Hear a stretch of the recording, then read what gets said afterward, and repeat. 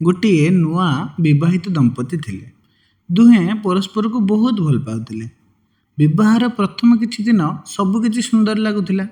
ସକାଳର ଚା ଠାରୁ ରାତିର ଶୁଭରାତ୍ରି ପର୍ଯ୍ୟନ୍ତ ସବୁକିଛିରେ ହସ ଥିଲା। କିନ୍ତୁ ଧୀରେ ଧୀରେ ଦାୟିତ୍ୱ ବଢ଼ିଲା। ଅଫିସର ଚାପ, ଘରର ଖର୍ଚ୍ଚ, ପରିବାରର ଦାୟିତ୍ୱ ଆଉ ସେହି ହସ ମଝିରେ ଛୋଟ ଛୋଟ ଝଗଡ଼ା ମଧ୍ୟ ଆରମ୍ଭ ହେଲା। ଗୋଟିଏ ଦିନ ସ୍ୱାମୀ ଅଫିସରୁ ବହୁତ ଥକି ଘରକୁ ଫେରିଲେ। ସ୍ତ୍ରୀ ହସିକି କହିଲେ, କ'ଣ ଯେ ଆଜି ଏତେ ଡେରି କାହିଁକି? ଫୋନ୍ ବି ଉଠେଇଲନି, ମୁଁ ବହୁତ ଚିନ୍ତା କରୁଥିଲି। କିନ୍ତୁ ସେହି କଥାଟା ଶୁଣି ସ୍ୱାମୀ ରାଗିଗଲେ।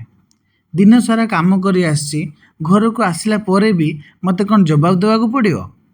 ହଠାତ୍ ଘରଟା ଶାନ୍ତ ହୋଇଗଲା। ସ୍ତ୍ରୀ ଆଉ କିଛି କହିଲେ ନାହିଁ। ସେ କେବଳ ଖାଇବା ବଢ଼େଇ ଦେଇ ଚୁପଚାପ ରୋଷେଇ ଘରକୁ ଚାଲିଗଲେ। ସେଦିନ ଦୁହେଁ ଗୋଟିଏ ଘରେ ଥିଲେ, କିନ୍ତୁ ଦୁହିଁଙ୍କ ମନ ଦୁଇଟି ଅଲଗା ଦୁନିଆରେ ଥିଲା। ରାତି ପ୍ରାୟ 11ଟା। ସ୍ୱାମୀ ପାଣି ପିଇବାକୁ ଯାଇ ଟେବୁଲ ଉପରେ ଗୋଟିଏ ଛୋଟ ଚିଠି ଦେଖିଲେ। ସେଥିରେ ଲେଖା ଥିଲା, ମୁଁ ତୁମ ଉପରେ ରାଗ କରିନି, ମୁଁ କେବଳ ଭୟ ପାଇଥିଲି। ଫୋନ୍ ନ ଲାଗିବାରୁ ବାରମ୍ବାର ଭାବୁଥିଲି ତୁମର କିଛି ହୋଇଯାଇନି ତ। ତୁମେ ଘରକୁ ଫେରିଲେ ମୁଁ ଶାନ୍ତିରେ ନିଶ୍ୱାସ ନିଏ। କାରଣ ତୁମେ କେବଳ ମୋ ସ୍ୱାମୀ ନୁହଁ, ତୁମେ ମୋ ସାରା ଦୁନିଆ। ଚିଠିଟା ପଢ଼ି ସ୍ୱାମୀଙ୍କ ଆଖିରେ ଲୁହ ଆସିଗଲା। ସେ ବୁଝିଲେ ଯାହାକୁ ସେ ପ୍ରଶ୍ନ ଭାବିଥିଲେ ସେଟା ପ୍ରକୃତରେ ଚିନ୍ତା ଥିଲା।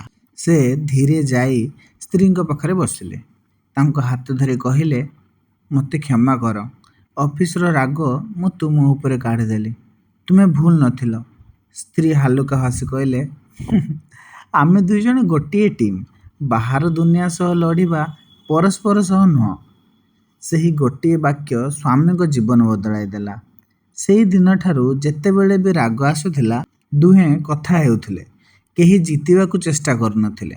କାରଣ ସେମାନେ ବୁଝି ଯାଇଥିଲେ ବିବାହରେ ଯଦି ଜଣେ ଜିତେ ଆଉ ଜଣେ ହାରେ ତାହେଲେ ସମ୍ପର୍କ ହାରିଯାଏ। କିନ୍ତୁ ଯେଉଁଠି ଦୁଇଜଣ ପରସ୍ପରକୁ ବୁଝନ୍ତି, କ୍ଷମା କରନ୍ତି ଆଉ ରାଗଠାରୁ ସମ୍ପର୍କକୁ ବଡ଼ ଭାବନ୍ତି, ସେହି ବିବାହ ସାରା ଜୀବନ ସୁନ୍ଦର ରହେ।